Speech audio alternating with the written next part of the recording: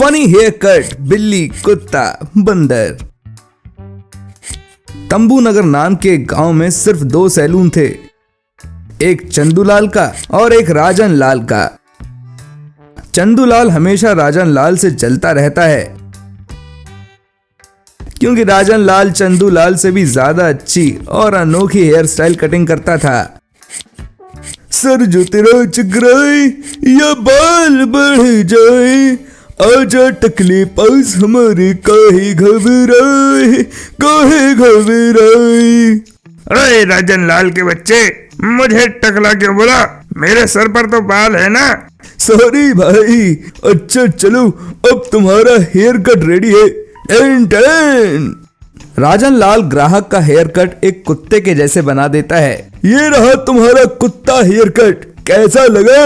अरे बाबा, ये तो कमाल का हेयर कट है यार। राजन लाल के सैलून में जो भी ग्राहक आते वो अजीबो गरीब हेयर कट किया करते।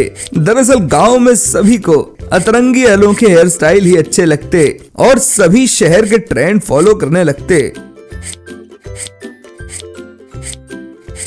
और चंदूलाल को सिर्फ सिंपल हेयर कट करना आता था और कोई भी अनोखा हेयर कट करना नहीं आता था। राजन लाल भाई, मुझे इस बार बिल्ली हेयर कट करना है। मेरी गर्लफ्रेंड को बिल्लियां बहुत पसंद है, इसलिए मैं बिल्ली हेयर कट करवाना चाहता हूँ। ओके, हो जाओ विराजमान सीट पर। ऐसा बिल्ली हेयर कट करूंगा जिससे तुम्हारी गर्लफ्रेंड तुम पर पूरी तरह फिदा हो जाएगी। राजन लाल उस ग्राहक का बिल्ली हेयर कट करता है और ऐसे ही वो सभी ग्राहकों का फनी बिल्ली, कुत्ता, बंदर, कई तरह के अजीबो गरीब हेयर कट करता है। उसकी कैंची और कंघी मशीन की तरह तेज चलती।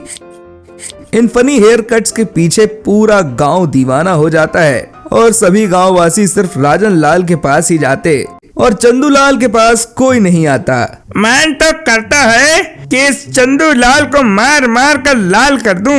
हाँ, नहीं तो इससे इतनी स्पीड से इतनी फनी हेयर कट्स करने आते हैं और ये बेवकूफ गांववासी भी इन हेयर कट्स के पीछे लट्टू हो रहे हैं। नहीं, मैं इस तरह अपनी दुकान पर लॉकडाउन लगे हुए नहीं देख सकता। काश कि मैं इस राजन लाल की तरह होता। फिर एक दिन चंदूलाल जंगल में एक बाबा के पास जाता है। इस बाबा के पास जादुई शक्तियां हैं। इसके सामने थोड़ा रोना धोना करता हूँ, फिर ये मुझे जो चाहिए वो दे देगा। चंदूलाल उस बाबा के पास जाकर रोने की एक्टिंग करता है। बाबा! क्या हुआ बेटे, तुम्हारी क्या पीड़ा है? चंदूलाल मन गढ़ंत झूठी कहानी बनाकर बाबा से एक बहुत बड़ी मांग करता है। बाबा, मेरा मालिक मुझे किसी भी पल मारने आ रहा होगा। मुझे ऐसा कुछ दीजिए जिससे मेरी आत्मा किसी और के अंदर और दूसरे की आत्मा मेरे अंदर हो जाए, ताकि वो मालिक मुझे पकड़ ना पाए, वरना मेरा मर्डर तय है। ये जड़ी बूटी तुम अगर किसी के खाने में मिलाओगे तो उस इंसान की आत्मा तुम में आ जाएगी। शरीर तो तुम्हारा वही रहेगा, लेकिन जो काम वो दूसरा व्यक्ति कर सकता है वो सब तुम्हें भी करना आ जाएगा। ये धन्यवाद यारा। मेरा मतलब बाबा। चंदूलाल रात में राजन लाल के रसोई की खिड़की से चुपके से उसके खाने में वो जड़ी बूटी मिला देता है और जब राजन लाल उस खाने को खाता है तब वो बेहोश हो जाता है और उसकी आत्मा निकलकर चंदूलाल के शरीर में जाती है और चंदूलाल की आत्मा निकलकर राजन लाल के शरीर में जाती है। जिसके बाद चंदूलाल राजन लाल को एक भूमिगत कक्ष में रख देता है।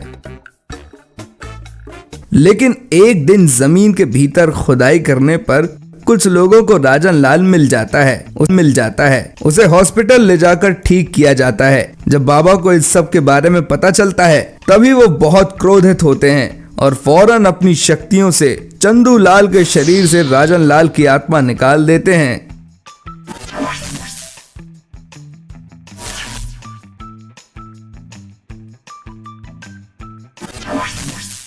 मूर्ख आदमी, मुझे पता था बेचारे राजन लाल की ये हालत तूने ही की है।